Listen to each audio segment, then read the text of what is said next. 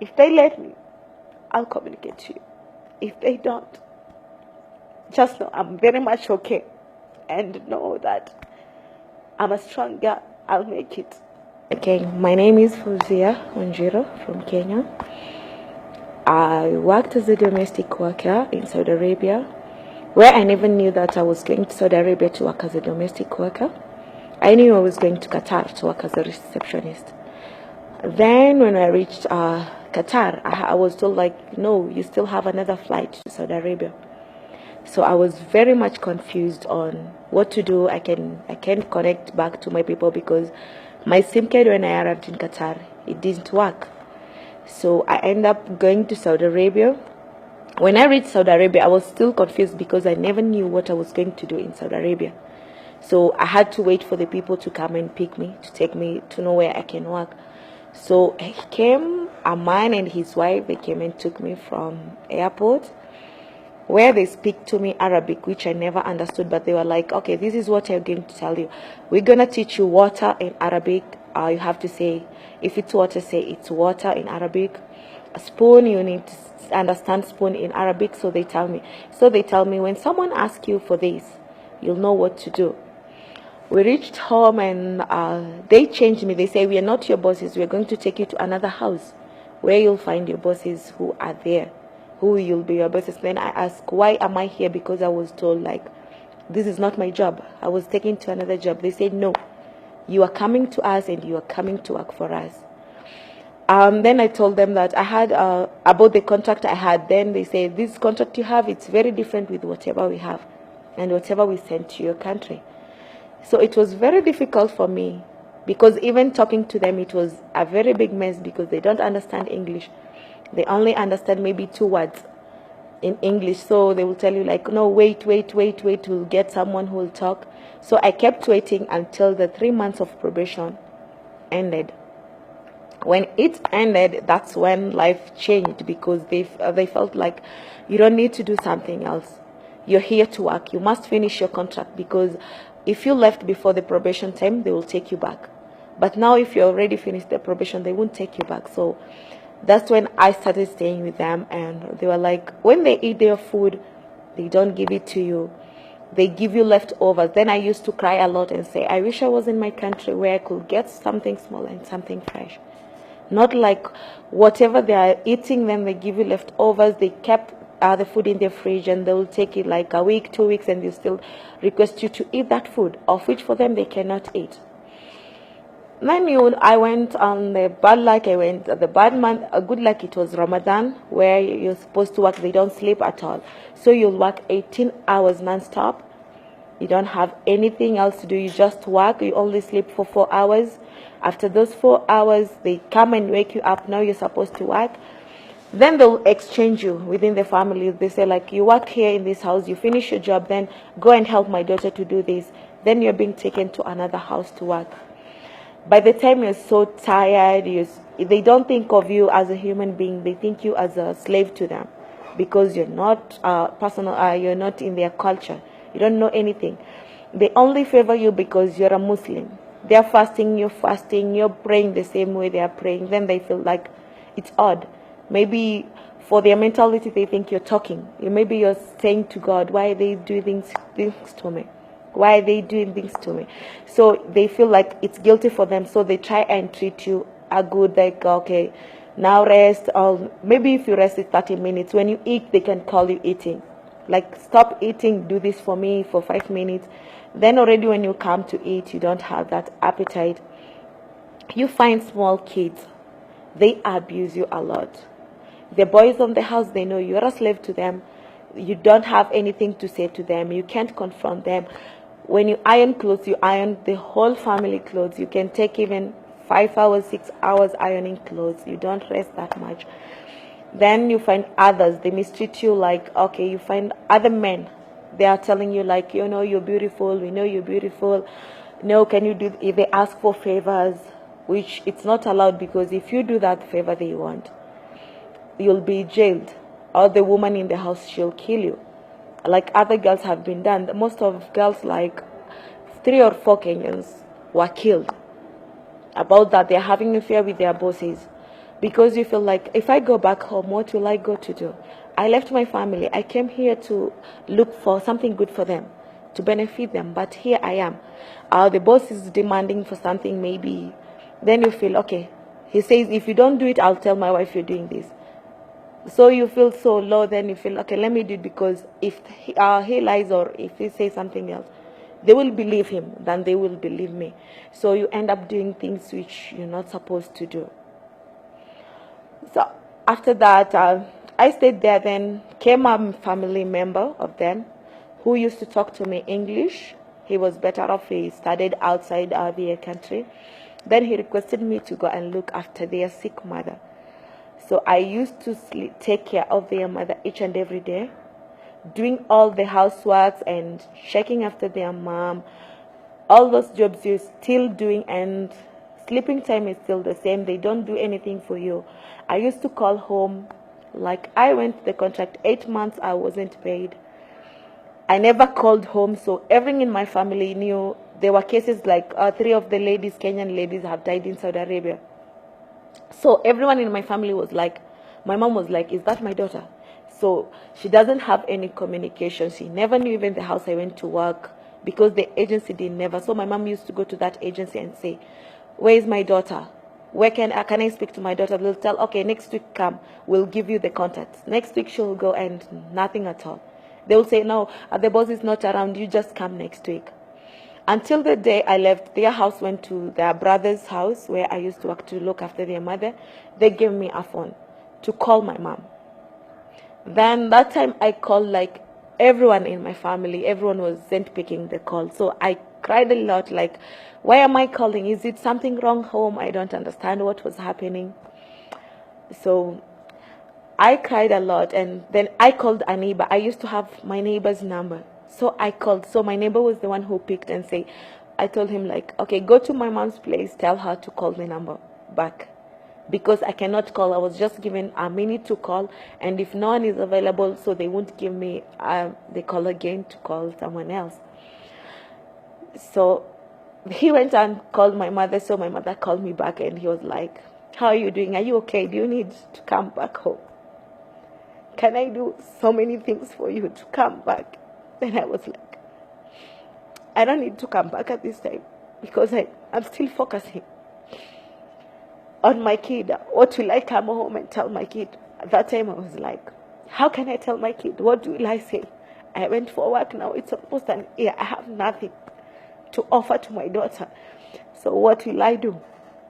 Then my mom will be like, and will I able to communicate to you again? I said, I don't know.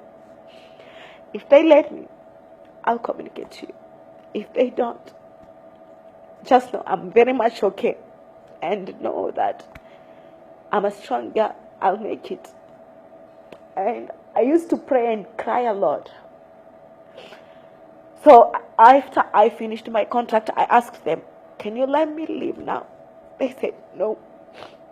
You need to add up 1 year, then you can leave, so we can be able to get another maid to come and work for us. So I never left, because I promised my mom after 2 years I'll be back home, of which I never came back after those 2 years. So I had to add up another year, whereby I stayed. I was misused. They used to tell me so many things. I used to cry, but I don't have someone to cry to. Until one day I decided to leave their house and go outside. So I went on the streets. I found police. They asked me, do you speak Arabic? I said no, because I was very mad and crying. So I said, I don't know Arabic, but I can speak English. Then they said, okay, for us we don't know English, but we'll take you there and you'll go and explain. So I went to the police station, and I stayed there for 3 weeks. They called my boss, and my boss was like, don't let her leave. We still need her. Then I said, let me go. I need to see my family. I need to go. I'm tired of you guys. They said, no. The boss says, I'll start saying, I'll accuse you of stealing. I'll say this and this. You won't go back to your country. So you have to come back and work with us for 1 year. Then we'll send you home. I said, no, I'll never leave. So in the police station came another police. I don't know, maybe he left. He was studying in US. Then he came and asked, what is the issue? Then for him, I felt like now I have someone to talk to because he understands me more English because the other one, they don't understand. So I talked to him, I tell him my story, and he was like, okay, let me go. I'll go to your embassy and I'll look for someone who can help you to go back to your country. And that's what happened. He went and talked to someone, then someone from the embassy came and asked me, what do you want? I said, I want to go back home. Then he was like, what will you go home with? I said, even if I have nothing to go home with, maybe when I feel home, it will be best for me because I'll be seeing my daughter. I'll be having the small thing that my family has. And I won't be living the same life I'm living here today. Then he said, okay, we'll go and work on that. They went and took like 2 weeks. Then the same man came and asked me, they haven't done anything to you? I said, not yet. He went back to the embassy and asked, what are you planning for this girl? That's when he went asked for the embassy, then the boss came again. So what have you decided? Are you going to come back? Are you going to do this? I said, no, I'm not going to come back to work. I need to go home. I need to see my daughter. I need to see my family. They promised, like, if you come back, we're going to pay you all your salary. We're going to do everything for you. I said, I've been there. You have never paid me. I always tell you, I've worked for that salary, but you're begging for your salary because they don't want to give it to you.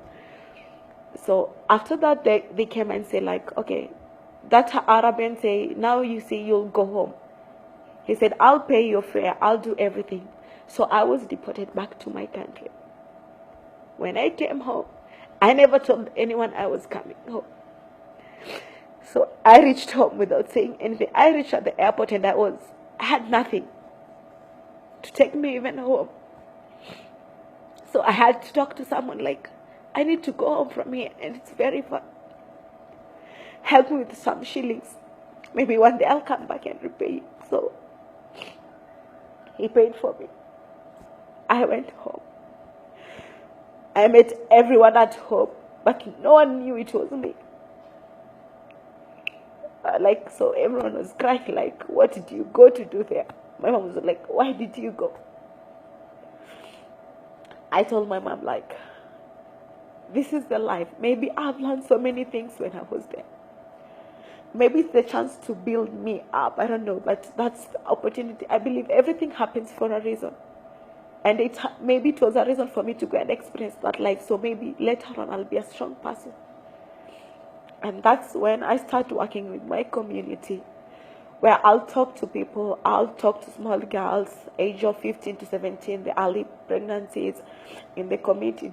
Then when I start working with the community, I went and joined the KUDHEIHA. It's a Kamkunji Youth Empowerment Network, of which it's working on informal sector workers, educating, creating awareness on them and capacity building trainings on them, how to access.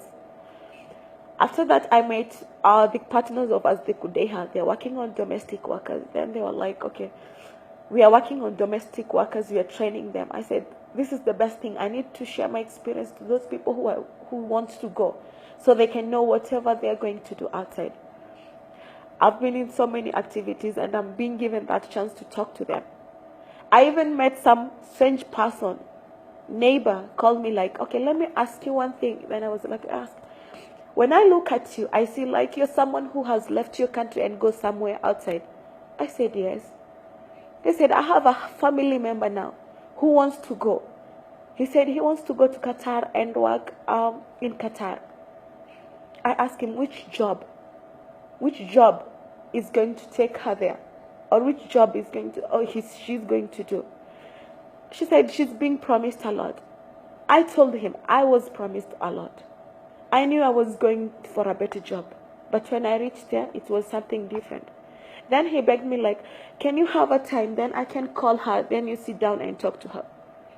I met her. I talked to her. I was like, what are you going to do? She said, I've been promised a job, a very nice job in a salon where I'll be working for 150 Kenya money.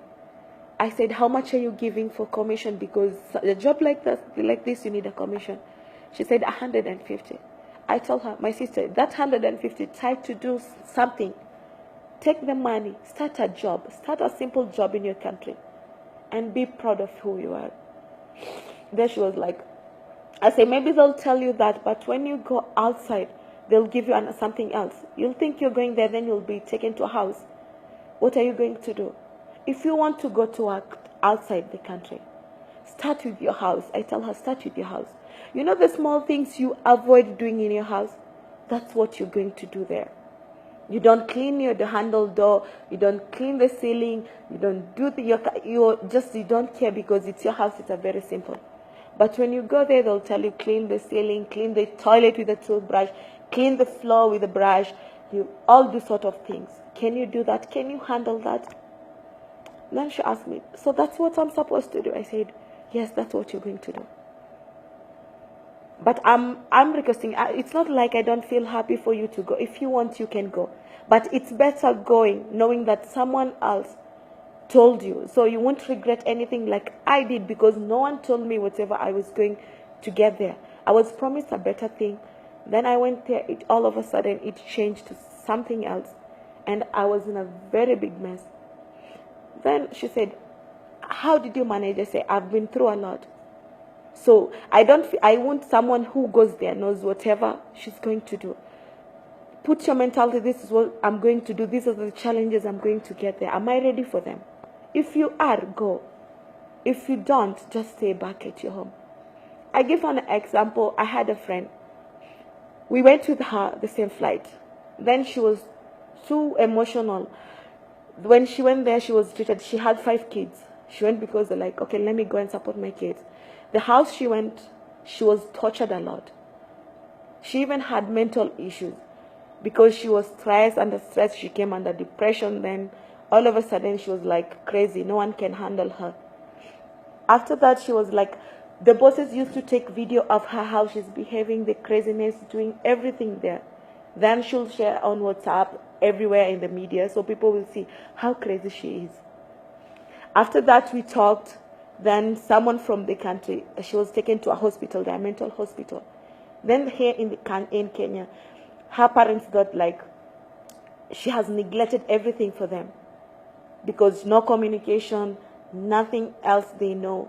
They don't know where she is. Now when I came and told them, like, your daughter, she's in a mental hospital. Go to the embassy, do the process and ask and request.